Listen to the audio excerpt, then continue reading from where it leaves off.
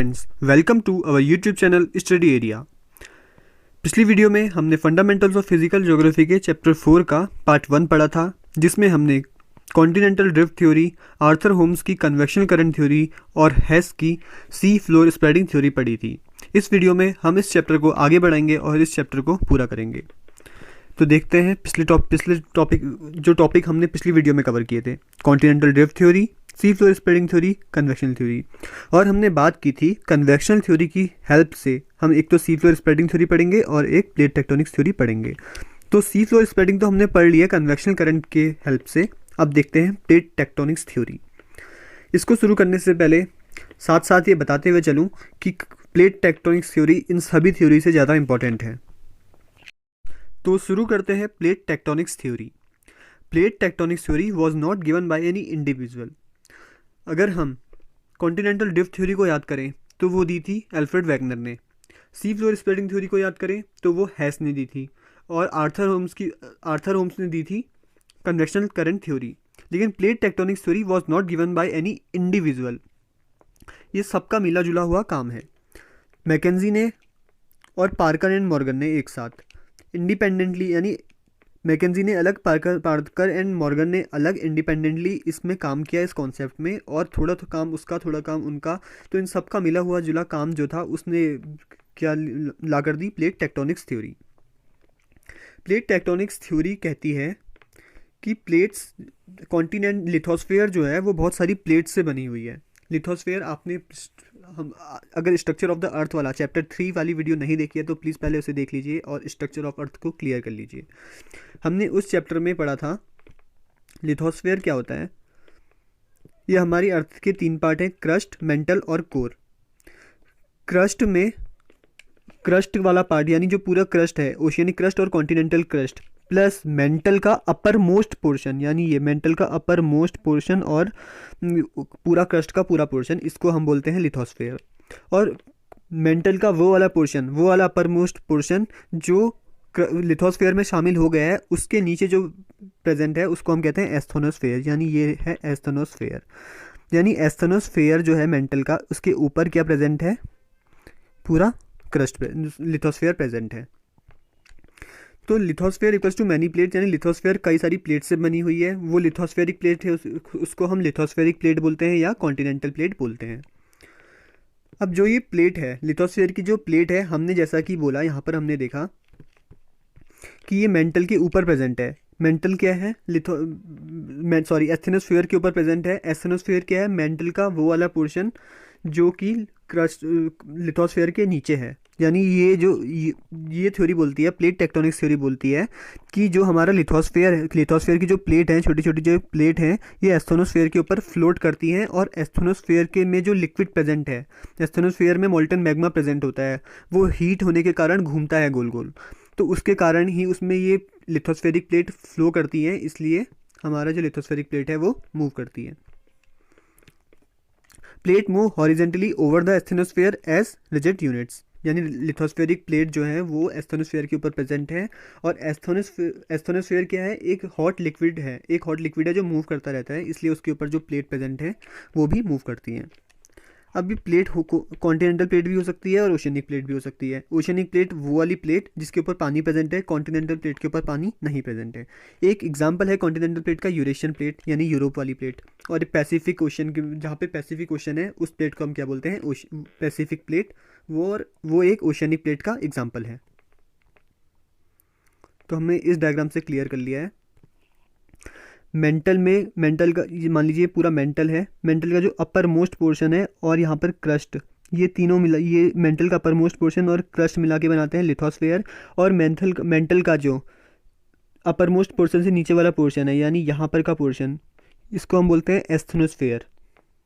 Asthenosphere के ऊपर ये पूरी क्रस्ट लिथोस्फीयर मूव करता है, फ्लोट करता है। These plates have been constantly moving over the globe throughout the history of the earth, यानी जब से अर्थ का फॉर्मेशन हुआ है तब से ये प्लेट एस्थोनोस्फीयर के ऊपर मूव कर रही हैं। तो इससे हमें क्या पता चला है, प्लेट टेक्टोनिक्स थ्योरी से। अभी तक हम बोल रहे थे कि कॉन्टिनेंट मूव कर रहा है, जो हमने अभी तक थ्योरी पढ़ी थी, लेकिन ये थ्योरी बोल रही है, plate tectonics theory, it is not the continent that moves but what moves is the plate. वो कॉन्टिनेंट नहीं है जो खुद मूव कर रहे हैं, वो बल्कि एक लिथोस्फेरिक प्लेट्स हैं, लिथोस्फेरिक प्लेट जो कि मूव कर रही हैं। अब दो प्लेट आपस में या तो हो सकता है कि एक दूसरे से दूर जा रही हों, या हो सकता है एक दूसरे के पास आ रही हों। अगर दूर जाएंगी तो उसे हम बोलेंगे डाइवर्जेंट बाउंड्री, यानी ये दो प्लेट एक दूसरे के क्लोज आ रही हैं, एक दूसरे के क्लोज आ रही हैं। Where plate moves away from each other, ऐसी साइड जहाँ पर प्लेट एक दूसरे से दूर जा रही है उसको हम बोलते हैं डाइवर्जेंट बाउंड्री, और जब पास आती हैं उसको हम बोलते हैं कन्वर्जेंट बाउंड्री। देखिए दूर जा रही है तो क्या होगा, जब दो प्लेट एक दूसरे से दूर जा रही हैं तो क्या होगा, मतलब जो हमने कन्वेक्शन सेल थ्योरी में पढ़ा था, अगर हम रिकॉल करें, ये देखिए ये कन्वेक्शन सेल है और ये ऊपर की लिथोस्फेयर है।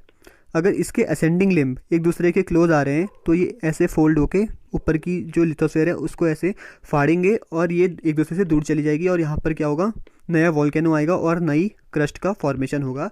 ये हमने आर्थर होम्स की थ्योरी में पढ़ा था, यानी कन्वेक्शन सेल थ्योरी में। तो इसीलिए यानी जब कन्वेक्शन सेल एक दूसरे के पास आ रहे होंगे तो ये लिथोस्फेयर एक दूसरे से दूर जा रही होगी। लिथोस्फेयर की जो प्लेट है, ये जो प्लेट दूर जा रही हैं, इसलिए हम इसको बोलते हैं डाइवर्जेंट बाउंड्री। और इससे क्या होगा, अगर इस यहाँ पर मान लीजिए पूरा पानी प्रेजेंट है, यहाँ पे पूरा पानी प्रेजेंट है, तो यहाँ पर क्या हो जाएगा, वॉल्केनिक माउंटेन टाइप का बनेगा। इसको हम बोलेंगे मिड एटलांटिक रिज, जो हमें मिड या फिर हम जिसे मिड ओशियनिक रिज बोलते हैं, वो इसी के कारण फॉर्म होता है, डाइवर्जेंट बाउंड्री के कारण। अब देखते हैं जब प्लेट एक दूसरे के पास आ रही होंगी, तो ये प्लेट एक दूसरे के पास आ रही होंगी, और पास कब आती है, हमने फिर से उसमें देखा था कन्वेक्शन सेल थ्योरी में, पिछली वीडियो में हमने देखा था, अगर दो कन्वेक्शन सेल के, ये मान लीजिए ये दो सेल हैं, इनकी ये असेंडिंग लिम्ब है और ये इसकी डिसेंडिंग लिम्ब, और यहाँ पर दो है, ये इनकी असेंडिंग लिम्ब है, ये इसकी असेंडिंग लिम्ब है, यहाँ पर इसकी असेंडिंग लिम्ब, यानी ये वाली कौन सी है, डिसेंडिंग लिम्ब है। अब डिसेंडिंग लिम्ब जब एक दूसरे के क्लोज आएंगी तो हमें पता है कि एक सबडक्ट हो जाती है और एक ऐसी रहती है, जो भारी वाली होगी वो सबडक्ट हो जाएगी। तो अब देखते हैं ओशियनिक कन्वर्जेंस, यानी अगर दो ओशियनिक क्रस्ट एक दूसरे के क्लोज आ रही हैं तो क्या होगा। जब दो हमने बोला कि जब दो प्लेट एक दूसरे के करीब आएंगी, जब ओशियनिक प्लेट जब कोई भी दो प्लेट एक दूसरे के करीब आएंगी, जो भारी वाली होगी वो सबडक्ट हो जाएगी। यानी मान लीजिए ये दो प्लेट अगर एक दूसरे के क्लोज आ रही हैं, लिथोस्फेयर के ऊपर ये दो प्लेट प्रेजेंट है, ये एक दूसरे के क्लोज आ रही है, तो जो भारी वाली होगी वो सबडक्ट हो जाएगी। भारी वाली सबडक्ट हो जाएगी, तो हमेशा जब एक ओशियन और एक कॉन्टिनेंट का कन्वर्जेंस होगा, हमेशा याद रखना है कि ओशियनिक क्रस्ट कॉन्टिनेंट क्रस्ट से भारी होती है, यानी ओशियनिक प्लेट कॉन्टिनेंटल प्लेट से भारी होती है। और जब एक ओशियनिक और एक कॉन्टिनेंटल प्लेट एक दूसरे से टकराएंगी तो ओशियनिक वाली नीचे चली जाएगी। और यही कारण था कि सी फ्लोर स्प्रेडिंग थ्योरी में जो ट्रेंच था वहाँ पर oceanic crust continental oceanic margin के पास आकर ट्रेंच के अंदर सबडक्ट हो जा रही थी। तो हमने उस वीडियो को ख़त्म करते टाइम, पिछली वीडियो को, ये बोला था कि ये सबडक्ट क्यों हो रही है, ये कंज्यूम क्यों हो रही है, ट्रेंच के अंदर ओशियनिक क्रस्ट क्यों चली जा रही है, इसको हम प्लेट टेक्टोनिक्स थ्योरी में पढ़ेंगे। तो उसका कारण यही था कि ओशियनिक क्रस्ट कॉन्टिनेंटल क्रस्ट से भारी है, और भारी क्रस्ट जब आपस में कन्वर्ज करेंगी तो भारी वाली सबडक्ट हो जाएगी। ये तो रही बात ओशियनिक कॉन्टिनेंटल कन्वर्जेंस की। तो क्या होगा, तो यहाँ पर नीचे मेंटल है जहाँ पे फ्लूइड लावा प्रेजेंट है, एक सबडक्ट हो गई, तो फ्यूचर में एक पूरी साइकिल चलेगी। अभी तो ये मेल्ट हो जाएगी, यहाँ पर लावा में मिक्स हो जाएगी, और बाद में कभी वॉल्केनो बनकर ऊपर आएगी, और जब वॉल्केनो बनकर ऊपर आएगी तो ये वॉल्केनिक माउंटेन रेंज बनाएगी। ऐसे वॉल्केनिक माउंटेन रेंज हमें कहाँ देखने को मिलते हैं, इंडिस माउंटेन रेंज, जो कि साउथ अमेरिका में प्रेजेंट है। और जब दो ओशियनिक क्रस्ट आपस में कन्वर्ज करेगी तो क्या होगा। अब मान लीजिए यहाँ ये भी ओशियनिक है, ये भी ओशियनिक है। अब क्या होगा, जो भारी वाली ओशियनिक क्रस्ट है, दो ओशियनिक क्रस्ट में से एक भारी होगी और एक हल्की होगी, जो भारी वाली है वो सबडक्ट हो जाएगी, और बाकी का प्रोसेस पूरी सेम रहेगी। नीचे मेंटल होगा, उसमें मिक्स हो जाएगी, मेल्ट हो जाएगी, और बाद में मेल्ट होने के बाद कभी फ्यूचर में वॉल्केनो बनकर बाहर आएगी, और क्या बनाएगी, वॉल्केनो आइलैंड बनाएगी। यहाँ पर वॉल्केनिक माउंटेन रेंज नहीं बनेगी, वॉल्केनिक माउंटेन रेंज वहाँ पर बनाएगी जहाँ पर एक ओशियनिक और एक कॉन्टिनेंट है, क्योंकि वो कॉन्टिनेंट के ऊपर माउंटेन बनेंगे।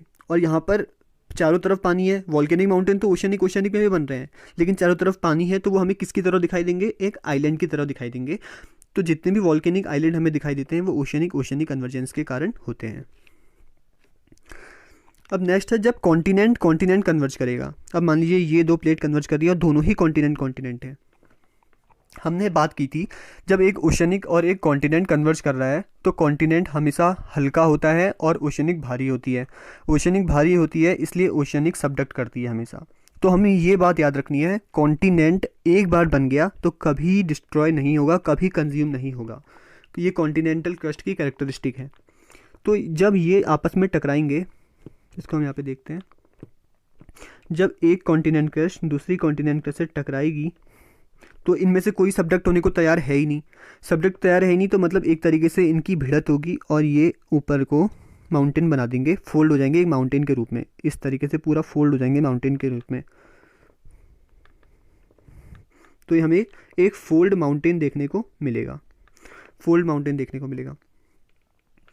तो याद रखना है कि जब ओशनिक क्रस्ट कन्वर्ज हो रही है तो वॉल्केनिक आइलैंड देखने को मिलेगा, ओशनिक कॉन्टिनेंटल कन्वर्जेंस होगा तो वॉल्केनिक माउंटेन रेंज देखने को मिलेगी, और कॉन्टिनेंट कन्वर्ज होगा तो कोई सबडक्ट होने को तैयार नहीं है तो फोल्ड माउंटेन फॉर्म होंगे। ऐसा फोल्ड माउंटेन जो है एक हिमालयाज है। हमारे जो हिमालयाज माउंटेन इंडिया में है या हिमालयाज माउंटेन जो हमारे हैं वो फोल्ड माउंटेन रेंज का ही एग्जाम्पल है।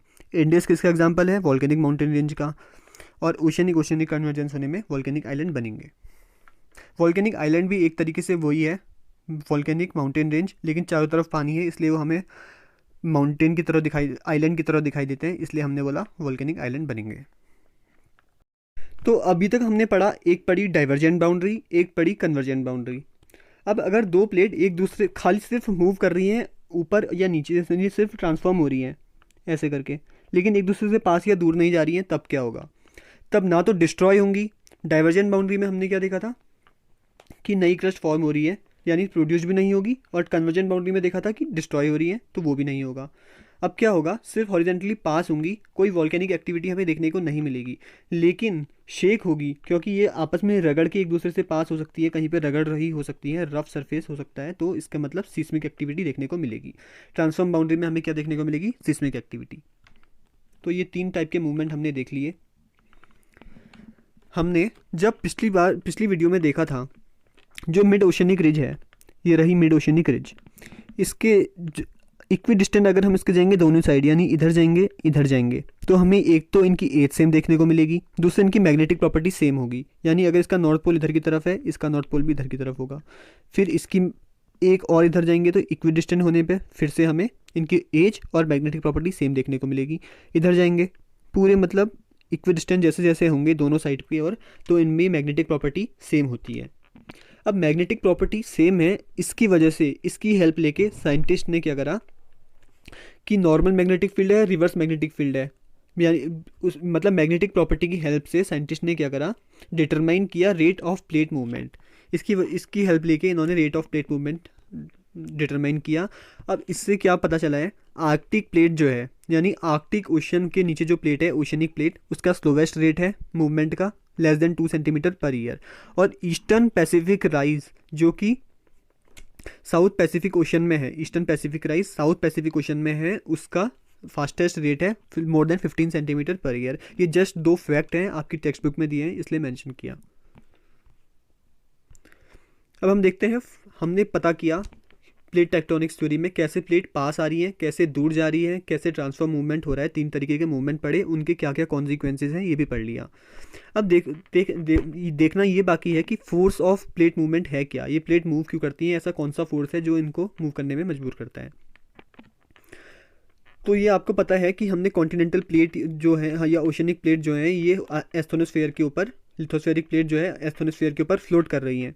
तो ये जो एस्थोनोस्फेयर है ये क्या है, heated mobile rock beneath the rigid plates is believe to be moving in a circular manner, this cycle is repeated over and over to generate a convection cell flow.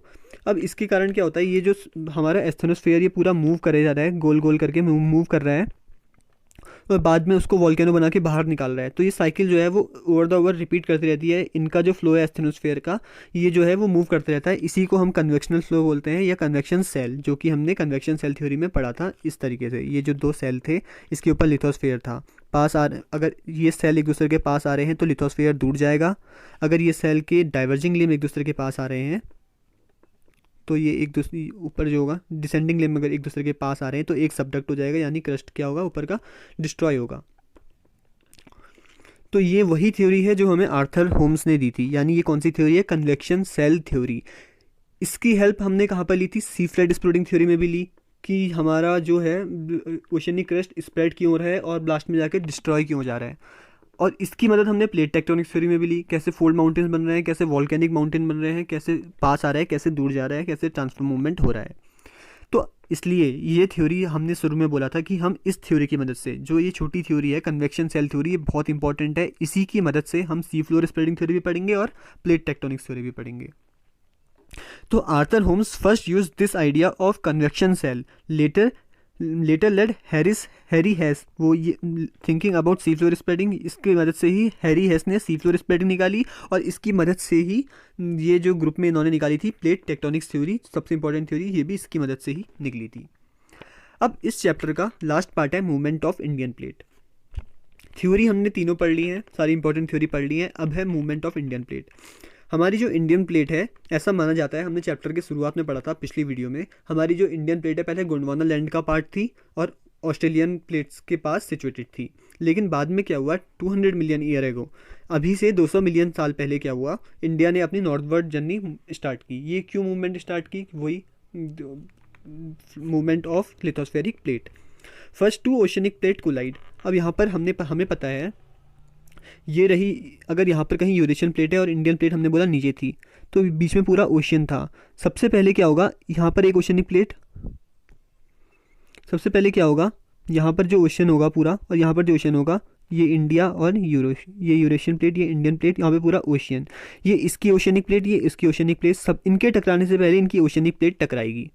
इसकी डायग्राम से हेल्प से देखते हैं हम, सबसे पहले oceanic plate टकराएंगी और जब ओशनिक प्लेट टकराएगी तो क्या होगा, ओशनिक प्लेट टकरा रही है, हम याद कीजिए हमने क्या बोला था, जब ओशनिक प्लेट टकराएंगी तो वॉल्केनिक आइलैंड आग बनेगा, यानी वॉल्केनिक आइलैंड बनेगा। यहाँ पर हमने देखा था जब ओशनिक कन्वर्जेंस होगा तो वॉल्केनिक आइलैंड बनेगा। अब दूसरे स्टेप में क्या होगा, अभी तक पहले एक ओशनिक टकराई, अब एक कॉन्टिनेंट रह गया, ओशनिक प्लेट सिर्फ एक ही रह गई क्योंकि एक तो सबडक्ट हो गई, तो अब एक ओशनिक प्लेट रह गई और एक कॉन्टिनेंटल प्लेट रह गई। अब थोड़ा और आगे जाने के बाद एक ओशनिक एक कॉन्टिनेंट टकराएंगी, तो अब क्या होगा, जब एक ओशनिक और एक कॉन्टिनेंट टकराती है तो हमने बोला वॉल्केनिक माउंटेन रेंज बनेगी, क्योंकि ओशनिक वाली सबडक्ट हो जाएगी, बाद में फ्यूचर में मूव करके वही वॉल्केनो बनेगा और वॉल्केनिक माउंटेन रेंज बनेगी सरफेस में। अब लास्ट में क्या होगा, कॉन्टिनेंट और कॉन्टिनेंट टकराएंगे, यानी पहले तो यहाँ पर जो ओशन था वो टकराया और इसका जो ओशन था वो टकराया, बाद में एक ओशन सबडक्ट हो गया और एक कॉन्टिनेंट प्लेट ऐसी रही, अब बाद में ये कॉन्टिनेंट और ये ओशन टकराएगा, अब याला ओशन भी चला गया, अब बचा क्या, सिर्फ इसका कॉन्टिनेंट और यूरेशियन प्लेट का कॉन्टिनेंट। अब जब दो कॉन्टिनेंट टकराएंगे तो फोल्ड माउंटेन रेंज बनेंगे, ये जैसे कि हमने पढ़ा। Third, continent convergence, formation of fold mountain range, और ये फोल्ड माउंटेन कौन से हैं, हिमालयाज, जो हमें आज हिमालयाज देखने को मिलते हैं यूरेशियन प्लेट और इंडियन प्लेट के बीच में, वो यही कॉन्टिनेंट कन्वर्जेंस का ही रिजल्ट है। और जो हमने बोला एक ओशनिक और एक कॉन्टिनेंट टकराएंगे तो उससे क्या होगा, वॉल्केनिक आइलैंड माउंटेन बनेंगे, और ये वॉल्केनिक आइलैंड माउंटेन कौन से हैं, हिमालयाज के नॉर्दर्न पार्ट में, यानी काराकोरम रेंज वाली की माउंटेन, अगर आपकी उस प्रॉपर्टी आप चेक करेंगे तो वो वॉल्केनिक माउंटेन्स है, यानी हिमालयाज के ऊपर जो वॉल्केनिक माउंटेन है लद्दाख वाले रीजन में, वो ओशनिक कॉन्टिनेंट क्रस्ट के लिए का रिजल्ट है, और उसके नीचे जो हिमालयाज, जो प्रॉपर हिमालयाज हैं, ग्रेटर हिमालयाज, वो कॉन्टिनेंट कन्वर्जेंस का रिजल्ट है। तो अभी से 40 मिलियन ईयर एगो पहले हिमालयन फॉर्मेशन हुआ, और अभी भी जैसे कि हमने बोला दो कॉन्टिनेंट प्लेट जब आपस में टकरा रही हैं, तो इनकी भिड़त होगी और ये फोल्ड माउंटेन बनाएंगे, तो ये सबडक्ट तो दोनों में से कोई होने को तैयार नहीं है, तो ये हमेशा अपना ये कन्वर्जेंस चालू ही रखेंगे और ये मूव करती रहेगी, और ये हिमालयाज की हाइट इसीलिए आज तक बढ़ रही है। तो इस वीडियो में बस इतना ही, इसके साथ ही हमारा ये चैप्टर फिनिश होता है। वीडियो अच्छी लगी हो तो लाइक कीजिए, शेयर कीजिए और हमारे चैनल स्टडी एरिया को सब्सक्राइब कीजिए, और कोई डाउट हो तो कमेंट सेक्शन में पूछिए। Thank you.